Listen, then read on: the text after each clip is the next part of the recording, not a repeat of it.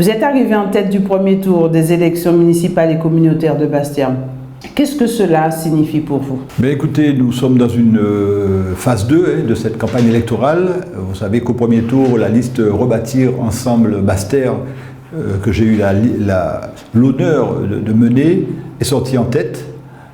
C'est la preuve d'un message que nous transmet la population bastérienne, et nous l'avons bien compris. Ce message, c'est il faut changer la gouvernance à Bastia, d'où le score que nous faisons, et je remercie tous les électeurs qui ont fait confiance à cette liste. Et puis, comme vous le savez, pour ce deuxième tour, c'est quelque chose qu'on avait préparé au premier tour. Nous nous trouvons actuellement unis avec Sonia Petro et Brigitte Rode pour aller vers ce deuxième tour du 28 juin. Le confinement a mis un coup d'arrêt à notre quotidien et à la vie démocratique, repoussant même le second tour. Cela n'a-t-il pas été favorable au maire en place? C'est vrai que nous étions dans une belle lancée. Ce score du 15 mars nous positionne, je l'ai dit, en première position. Et donc la dynamique était lancée. Une semaine après, il devait y avoir ce deuxième tour. Deuxième tour qui, comme vous le savez, a été perturbé par cette pandémie qui nous touche tous. Certains ont peut-être profité pour faire campagne, on y reviendra. Nous restons sereins, la population passé ce cap difficile qu'est cette pandémie et qui nous a tous touchés, nous avons tous été impactés, j'en sais quelque chose, moi en tant que professionnel de santé. Maintenant le deuxième tour se profile, il faut penser à l'avenir de Bastia et nous sommes là pour ça. Cette période de crise a exacerbé les difficultés des Bastériens, notamment celles des commerçants. Quelles sont vos propositions pour faire face aux enjeux à venir? Alors dans notre projet, vous savez, le projet de la liste Rebâtir Ensemble Bastia, avec une très belle liste que j'ai eu l'occasion, nous avons eu l'occasion de présenter ce programme. Il y a 3 axes forts dans notre programme et il persiste pour ce deuxième tour. C'est la solidarité, puis nous avons vu l'importance de la solidarité lorsque nous avons été impactés par cette pandémie du Covid, mais c'est aussi l'attractivité. Je crois beaucoup au développement économique de Bastia et singulièrement le sud Bastia. Si nous n'avons pas de développement économique, si le petit commerce, les artisans n'arrivent pas à s'en sortir, nous le vivons, nous perdons de notre population. Il faut savoir que sous la mandature du maire actuel, nous avons encore à Bastia perdu 1500 personnes. C'est énorme pour une petite ville de 10 000 habitants. Donc il faut que parmi nos priorités, et c'est le cas, le développement économique, l'attractivité soit un élément fort. Mais il faut réfléchir à l'étage du sud Bastia. Bien sûr, nous avons eu l'occasion de le dire, nous ne serons jamais aussi forts économiquement que Cap Excellence, qui est une véritable métropole, à grande dimension régionale, mais nous avons des atouts, nous avons des commerçants, des artisans qui sont vaillants, il faut être avec eux, ils font des propositions intéressantes, il faut les soutenir parce que le développement économique, c'est la clé du maintien de notre jeunesse en Sud-Bastia et ça, nous en faisons une priorité. Vous avez récemment présenté votre union aux Bastériens avec Brigitte Rode et Sonia Petro. N'est-ce pas l'union du tous contre Panchard? Alors, vous savez, ça aurait pu être un slogan de campagne, tout sauf Panchard, parce que quand on voit la situation de Bastia au niveau de la culture, au niveau du sport, au niveau du développement économique, ça aurait pu être un slogan, pourquoi pas, tout sauf Panchard, parce que c'est ce qu'il faut pour Bastia. Il ne faut pas remettre Panchard à la tête de cette ville. Mais nous avons choisi un autre slogan, celui de l'union pour rebâtir ensemble Bastia. Cette union, elle est préparée dès le premier tour. On dit souvent en politique qu'un deuxième tour se prépare avant le premier tour. Nous avions déjà pris contact avec Sonia Petro et Brigitte Rode, parce que nous avons des points communs très forts ensemble. Quand on regarde le programme de Sonia Petro et de Brigitte Rode, l'un des axes forts, c'est de dire que Bastia ne va pas bien. C'est ce que nous disons. On nous dit également qu'il faut davantage de solidarité. C'est ce qui est dans le programme de Brigitte Rode, de Sonia Petro et d'André Atala. Donc nous avons des points communs. Nous avons su mettre de côté nos différences peut-être idéologiques, parce que nous sommes avant tout des Bastériens qui aimons Bastia. Et je rappelle qu'avec Sonia Petro, il n'y a pas eu d'accord de parti, il n'y a pas eu de signature, contrairement à ce qu'on dit, entre les états-majors des partis politiques. Ce sont 2 Bastériens qui ont décidé, ainsi que Brigitte Rode, de s'unir pour aller à l'essentiel, pour proposer une alternative, parce que le constat, c'est que Bastia ne va pas bien. Nous sommes tous les trois d'accord sur cet élément.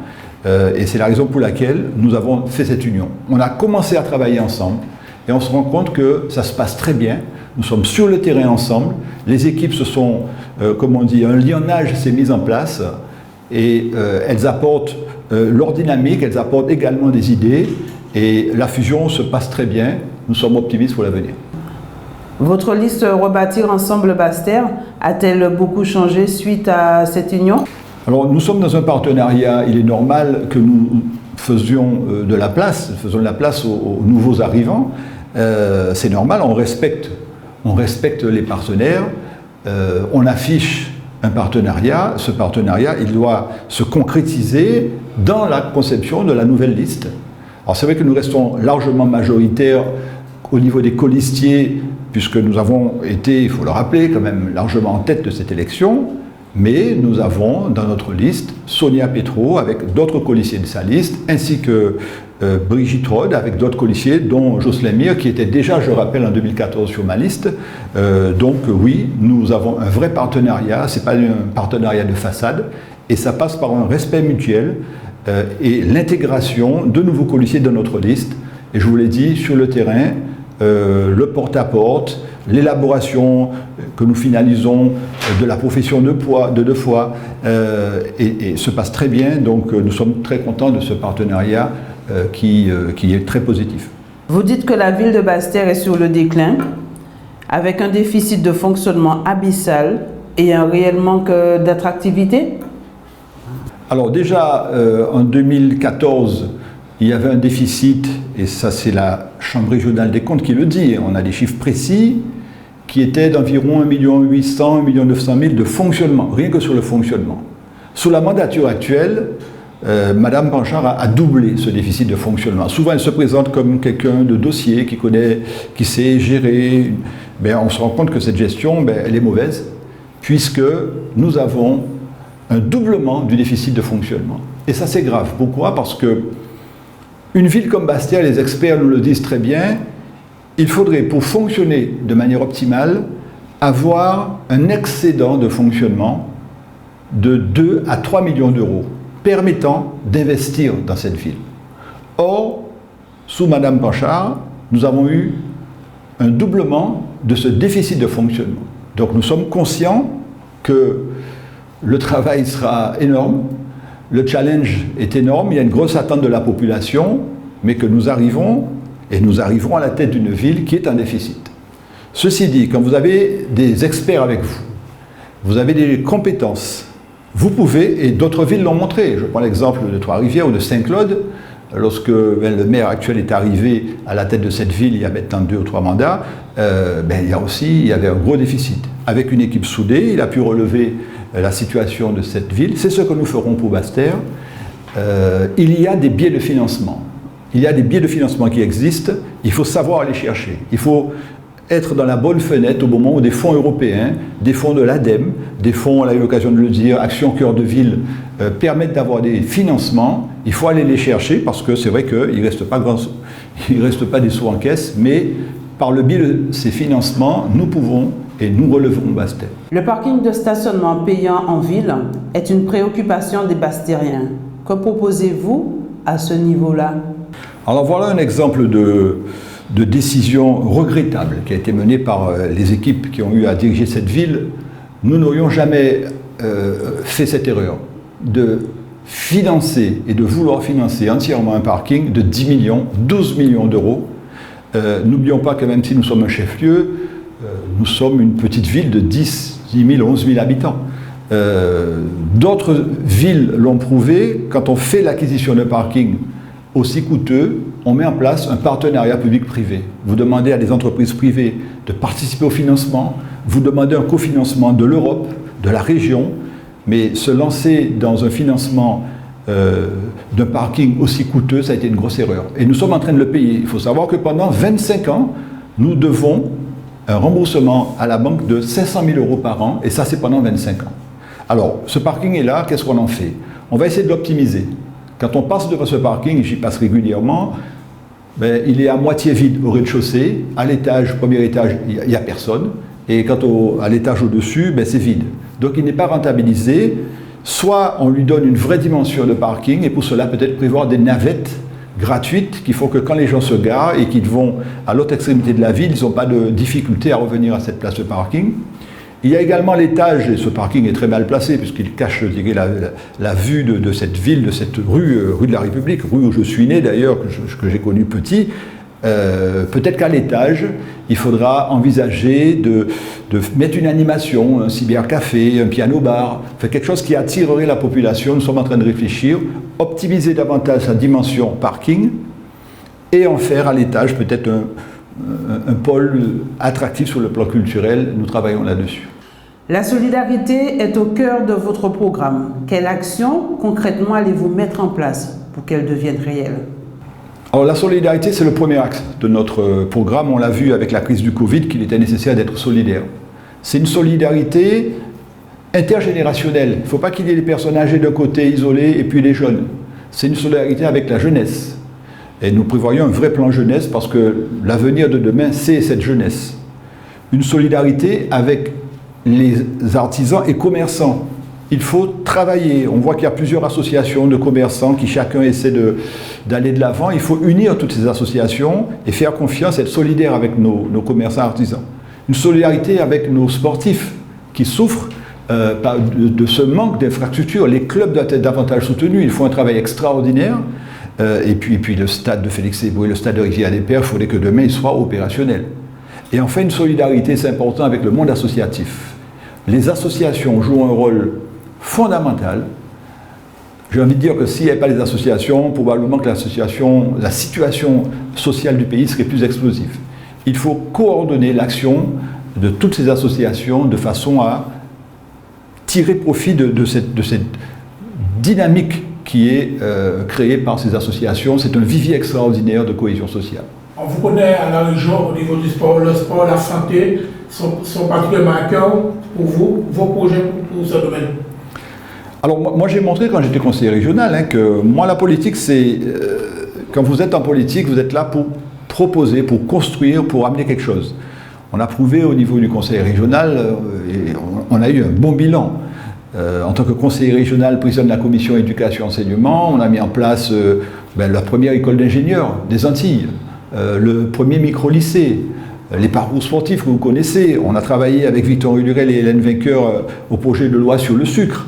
Donc il y a de belles actions qui ont été menées et nous allons continuer au niveau de la ville de Basse-Terre à travailler dessus. Je reste positif et optimiste. Les jeunes se plaignent de manque d'attractivité culturelle et sportive pour Basse-Terre. Comment allez-vous y remédier? Ça c'est fondamental. Lorsqu'on discute avec les jeunes, ils nous disent ce soir j'ai envie de sortir, je vais aller à Gosier, je vais aller en Grande Terre. Et il faut permettre à ces jeunes de rester, de s'épanouir. À la fois, on l'a dit, grâce au développement économique, il faut qu'ils puissent trouver du boulot pour rester en Sud-Basse-Terre et sur le plan de la culture et de l'animation. Chaque quartier aura sa maison de quartier et c'est un axe fort de notre projet pour permettre au quartier de s'émanciper. Chaque quartier aura également ce qu'on appelle un terrain multisport, multigénérationnel, de la taille d'un terrain de handball avec un revêtement adapté, un animateur qui permettra à ces jeunes d'avoir un espace à proximité de leur lieu d'habitation pour pouvoir s'épanouir, le tout encadré, on l'a dit, par un animateur éducateur qui créera une vraie animation au niveau des quartiers. La CSBT est un enjeu majeur dans ces élections. Quel rôle souhaitez-vous jouer dans cette institution? Alors, on l'a très bien dit, il faut réfléchir Sud-Basse-Terre. Les trois axes de notre programme, c'est la solidarité, on en a parlé, c'est l'attractivité, c'est fondamental, et puis c'est faire de Basse-Terre la capitale du Sud-Basse-Terre. Et pour cela, nous demanderons dès notre prise de fonction à ce qu'il y ait la tenue des états généraux du Sud-Basse-Terre, où avec des experts, nous allons travailler et se dire, élaborer un vrai programme sur à court, moyen et long terme. Qu'est-ce qu'on veut pour le Sud-Basse-Terre? Il y a un potentiel extraordinaire au niveau de notre région du Sud-Basse-Terre. Il faut, à mon avis, relancer l'aérodrome de Baïf. Il faut, à mon avis, et j'en suis persuadé, avoir un vrai projet de développement économique en réfléchissant sur les atouts que nous avons. Le tourisme a un avenir en Basse-Terre et en Sud-Basse-Terre, mais c'est un tourisme qui sera un tourisme plus attractif, différent peut-être de celui de la Grande Terre, plus tourné vers le tourisme vert, le tourisme proche de la nature. Il y a de plus en plus, quand on discute avec des experts, une vraie demande au niveau de ce type de tourisme. C'est un tourisme qui est de plus en plus recherché, certains pays l'ont compris, ce tourisme qu'on appelle le tourisme citoyen, proche de cette nature, et les atouts en Sud-Basse-Terre sont énormes, et là-dessus nous travaillerons sur ce projet. Je vous écoute depuis tout à l'heure. Quelle vision avez-vous pour cette région, le Sud-Basse-Terre? Alors, pour le Sud-Basse-Terre, il faut aussi penser à des grandes manifestations culturelles de dimension de la ville et puis du Sud-Basse-Terre. Souvent je cite Marie-Galante. Marie-Galante, qui souffre de cette double insularité, organise un festival de blues qui fait un peu la fierté des Marie-Galantais. Pourquoi en Basse-Terre et en Sud-Basse-Terre nous n'aurions pas notre festival pour la présenter comme étant le festival de la diversité, qui serait le lieu de rencontre au niveau culturel de tous les Sud-Basse-Terriens, et des gens de partout viendraient en Sud-Basse-Terre. Au niveau du tourisme, on l'a dit, moi je crois un peu au tourisme avec des bateaux de croisière, mais je crois surtout au tourisme résidentiel. Moi je rêve demain d'avoir des Européens, des Américains qui viennent une semaine, 2 semaines, singulièrement en Sud-Basse-Terre, et avec tous les atouts que nous avons au niveau du Sud-Basse-Terre, nous pouvons créer un vrai tourisme à l'étage du Sud-Basse-Terre. Et je l'ai dit, le développement économique, il faut un vrai projet de développement économique. C'est comme ça que le Sud-Basse-Terre s'en sortira, parce que demain, s'il n'y a pas de l'économie, s'il n'y a pas des entreprises, les jeunes s'en vont et le reste ne suivra pas. Que répondez-vous aux mauvaises langues qui disent que vous n'êtes pas bastérien, mais que vous êtes syrien? Oui, c'est une polémique qui continue, vous savez, qui avait été d'ailleurs plus présente en 2014. Les gens me disent, il faut que tu réagisses, il ne faut pas laisser dire ça.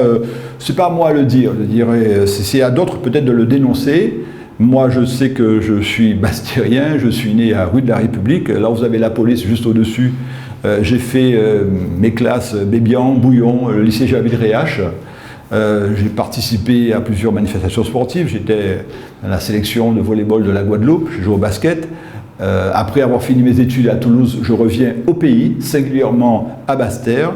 Je suis un Bastérien fier de l'être, et les propos diffamatoires qu'on entend par-ci par-là, c'est la preuve que certains commencent un peu à sentir que les choses ne vont pas. Ce sont les arguments que je regrette, mais on n'attachera pas plus d'importance à ce genre d'arguments.